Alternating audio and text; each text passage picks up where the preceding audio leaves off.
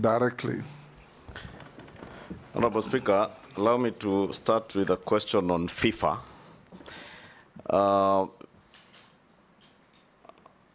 CS nominee FKF received a letter from FIFA in March threatening suspension following a litany of court cases bedeviling the Kenyan Federation.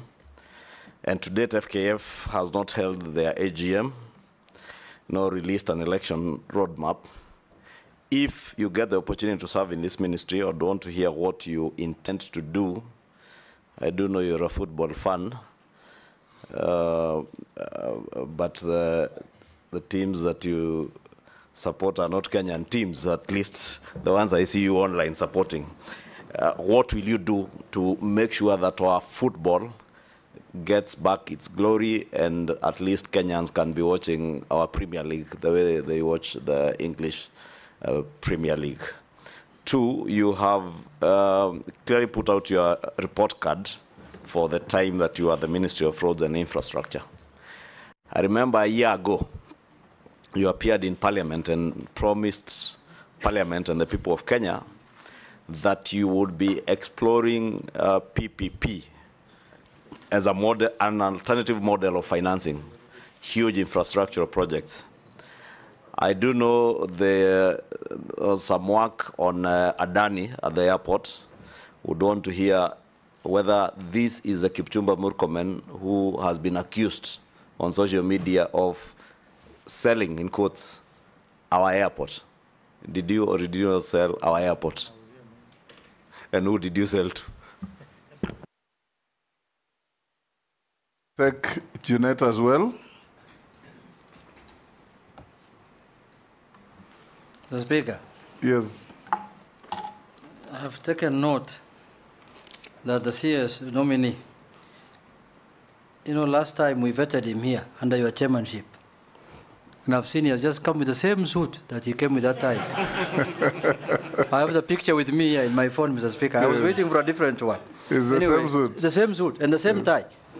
I was looking for something else. Maybe that's his attire of luck. Yeah, that's what I'm seeing, Mr. Speaker. Maybe the people who live in the valleys of Elgeyo Marakwet were told him, if you want to get approval, just take that suit and that tie. Yes.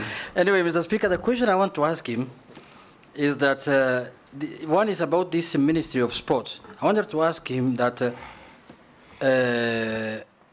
about protection and growth of local content. What measures will you take to protect Kenyan artists from plagiarism?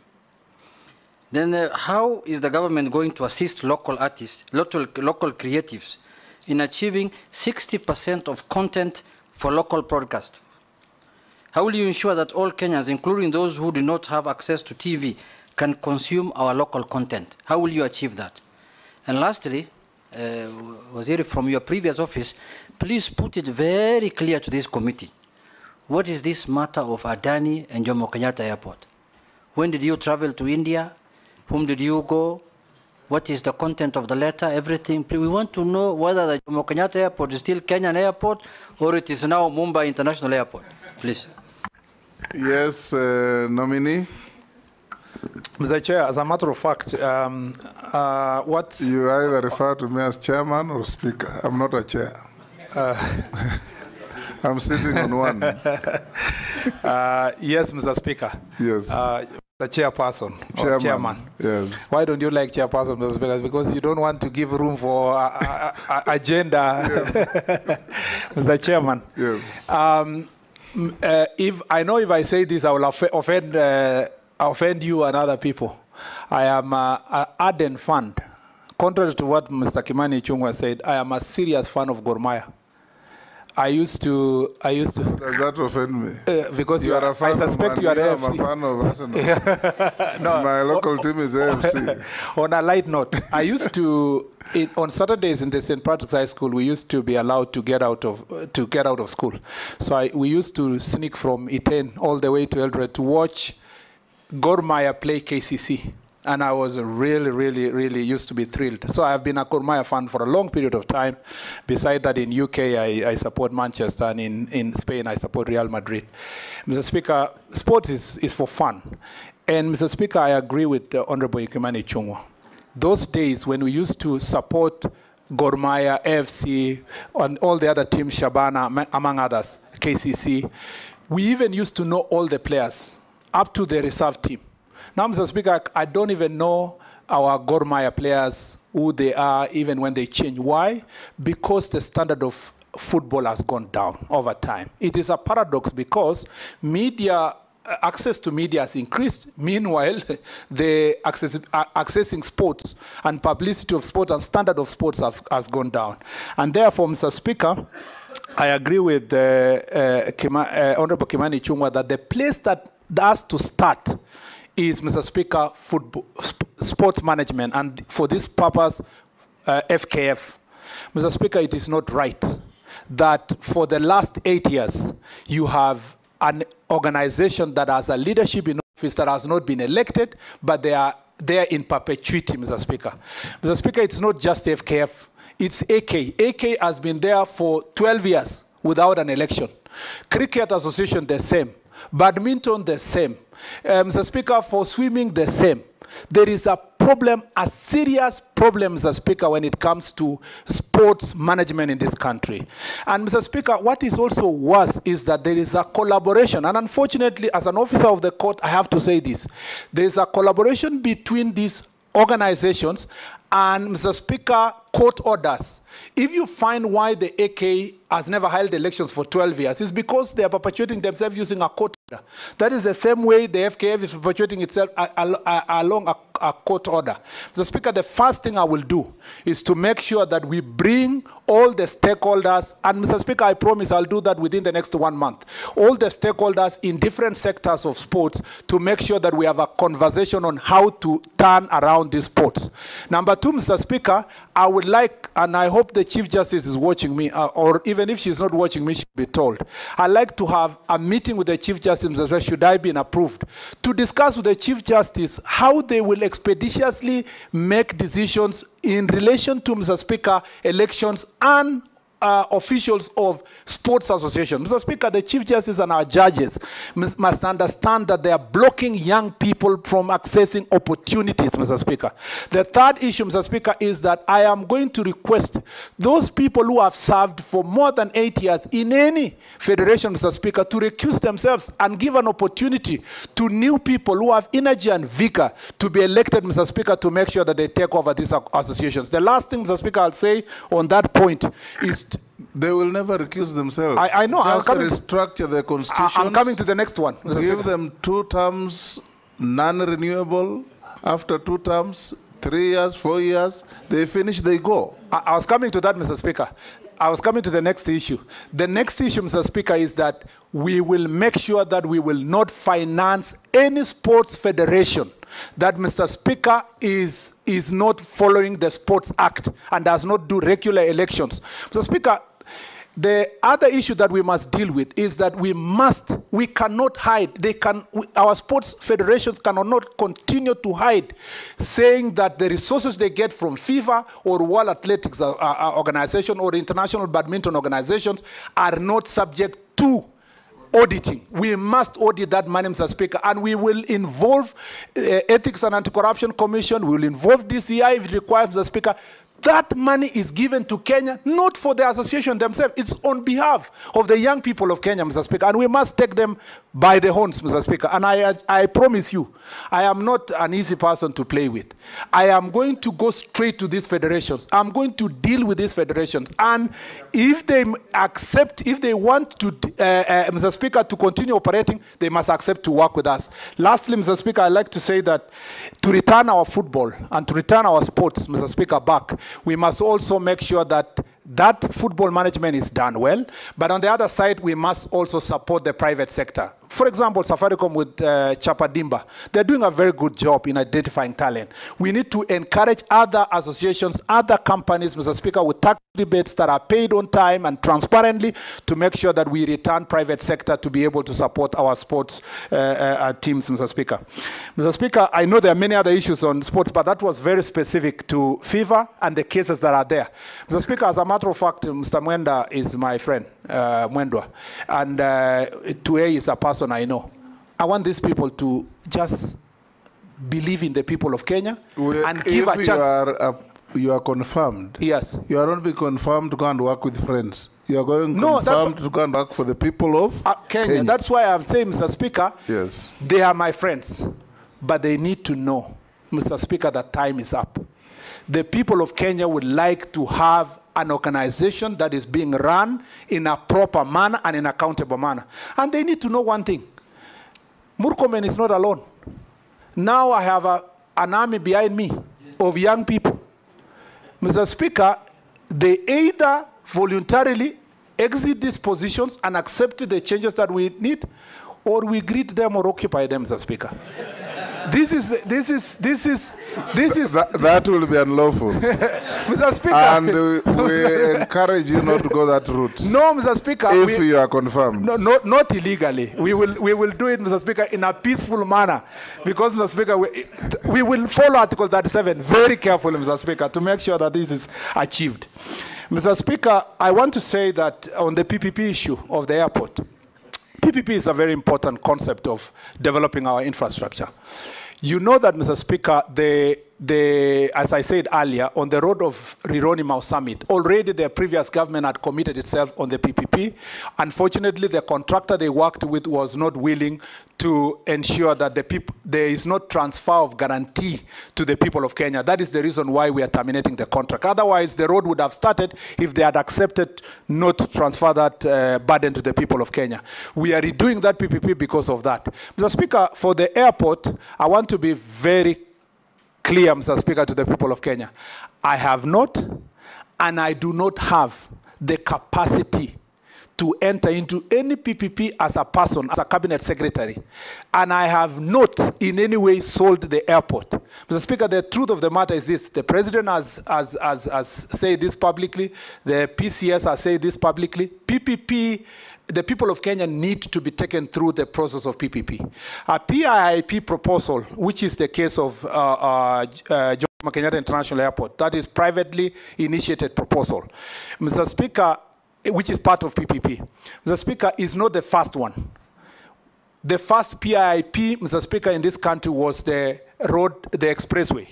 The expressway was through a PIIP. The government evaluated it. They found a proper contractor. Now we have expressway with a contract period of 30 years, transferable back to the people of Kenya once the road is used and maintained. Mr. Speaker, the difference between the expressway and the airport is that there was a proposal. And this is not just one proposal. People keep coming with proposals. Some are serious, some are not serious. Some you invite them to come for meetings, they don't come. When a PIIP proposal has been done, the contracting authority, in this case Kenya Airports Authority, goes through a preliminary process of establishing the viability and verifying the existence of the company, the capacity, and so forth. Once they do the preliminary process, Mr. Speaker, as the case is in Jomo Kenyatta International Airport, that process now moves to PPP committee, PPP's directorate in the ministry, in the treasury. That process has not even reached the treasury yet. What the Kenya Airports Authority was to do is to first establish the relationship with the proponent. Now, they have reached a certain threshold now that they should be able now to do public participation and stakeholder engagement, after which they will send the report to PPP's committee. The PPP directorate will move it back to the contracting authority. The contracting authority will write to the ministry. The ministry, the cabinet secretary in charge of transport, when the time comes, will write to the Attorney General. The Attorney General will go through it, Mr. Speaker, if he agrees. Also, it is forwarded to the Treasury Minister. The Minister, if he agrees, you do a CAB memo. And you know, Mr. Speaker, you have worked in government. A CAB memo will be circulated to among the parties. It's tabled in the cabinet. And if the cabinet agrees, they pass it. So for someone to wake up one morning and say, all such an elaborate process would have involved one individual, let alone even one agency. A PPP process is a collective process of government. And I want to assure the people of Kenya that you are your assets are safe. Jomo Kenyatta International Airport is safe. When this process advances, and I hope it advances, we will get to the level where we will make sure that the product that we get is going to benefit the people of Kenya. One thing I want to assure you, the first thing I did was to resolve the dispute that was there. There was a claim of 20 billion shillings hanging on KAA. Through negotiation and mediation, we made sure that we negotiated out and only we are paying 600 million shillings. Mr. Speaker, that now the airport is ready for investment, ready to receive investment, like other airports. Once we are done with that, Malindi, for example, where Honorable Baya comes from, Mr. Speaker, has got funding from Italian government, and we were able to get funding from Italian government to build a modern airport in Malindi. This is how we should move. If we succeed to get PPP in Jomo Kenyatta, and again, another thing I want to assure Kenyans, where the proponent will build the terminal is the only size of land, maybe 20, 30 acres. It's not the 1,000 acres, the total acres of Jomo Kenyatta International Airport. It's only a small section that will be concessioned where the proponent will build the terminal. And we need it. Otherwise, if we don't need it, Mr. Speaker, if we don't do it, we will become, Mr. Speaker, the last in this region. Ethiopia has defeated us. Rwanda is about to complete their airport. Tanzania has improved theirs. Even Uganda have a better airport. Even Entebbe is looking more presentable. The same Kenyans who are talking about leaking roofs, drainage systems, Mr. Speaker, very bad infrastructure at the CS nominee should be able to support that CS process. nominee. Yes, Mr. Speaker. You're just confirming one thing. Yes. Even the president lamented that the weakest link in his government was public communication. You seem to have all the facts, but nobody has been told. Mr. Speaker, despite the fact that PCS has said, despite the fact that the presidents were communicated, but it remember this issue. It came because of the storm. But if it was explained along the way as you went about these things, the public would have understood you better. Let me absolve the KA for this reason. This is a proposal of March. Honorable of March. Yes. I think what we just need to we have to admit that we were bad communicators. Just assure Kenyans that you will communicate better in your next assignment and that you'll advise your successor to ensure that this message you have given us today of the great work you have done will go out to be known by the public. We can now. Yes, Junet. Mr. Speaker, I agree with you. You see, Jomo Kenyatta is the biggest airport in the country. In the region? In the region, actually. And that's the biggest, one of the biggest assets Kenyans have. You want to go PPP with it. And Adani has written a letter saying that he wants to go PPP. You are not informing Kenyans that Adani, a man called Adani, has written to us. And you expect Kenyans to keep quiet. And they can see the airport was almost going. They will not keep quiet. They will not keep quiet. Mr. Speaker, let's move on. For the record, let me just say for the record. You are being evaluated for Minister for Sport, so let's move to sports. But my integrity on this issue is important. We move on. That, Mr. Speaker, this is a proposal of March this year. Before you communicate to the people of Kenya, you always get every year 2-3 proposals. As a matter of fact, I can confess, we've received, for airports in Kenya, we've received more than 20 proposals when I was in office. But you keep evaluating to see who is a joker, who is a serious person. Once you achieve a certain threshold, the public participation engagement is done, which was supposed to be done from this July. But, Mr. Speaker, it coincided with the time that the president made the changes, when we were now supposed to do this. Number two, more than 5 times, I have communicated PPP on Jomo Kenyatta International Airport through Parliament. Several times I've been asked this question, and I've said there are proposals that we are working on, looking at, and we will communicate to the public about the PPP. So, Mr. Speaker, the time had not reached for us to make that public. You've made the point. The last thing I want to say is that Honorable Junet talked about protection of local content. I think, Mr. Speaker, we just need to be serious as a country. We need to implement our intellectual property laws, Mr. Speaker. I know that we have institutions in place, Kenya Copyright Board, Kenya Industrial Property Institute. We have also, Mr. Speaker, Anti-Counterfeit Agency, which I served as the first board member, who are supposed to do enforcement. I think that needs to be done. Suffice to note, Mr. Speaker, that is not within my ministry. It is in the Arts and Culture Department in the Ministry of Gender, Mr. Speaker. Mr. Speaker, also in the terms of local content, I totally agree with Honorable Junet. We need to bring Citizen TV and Royal Media have a product that they try to support local content. Mr. Speaker, they want to go the same way with Sony Studio, Universal Studios, and so forth. We need to support more of the same of local companies that are going to take local content, air them, and Mr. Speaker, pay our artists across the country. And this 60% local content is easily achievable if we find ways of engaging them. And I think what I have had for the short period after my nomination, I have engaged the sector. Many people think that this is one sector that has never had proper public participation. The people have the ideas, the stakeholders have the ideas. It needs just a leadership that is listening, and I'm going to listen to them, and we work together towards achieving this 60% local content. Members, one question each, and Minister nominee, you answer concisely and precisely. Naisula. Mr. Speaker, allow me to say this because PPP might happen again where the nominee will go to.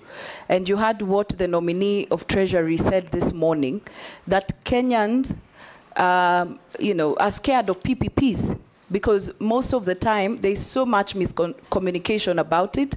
We hope as a committee you will do better in your communication and also look at those PPPs that they serve the interest of the country more than the investors. That is what the nominee of Treasury said. But to my question, that is just a comment. You will it's not a comment. Don't answer to it. Yeah.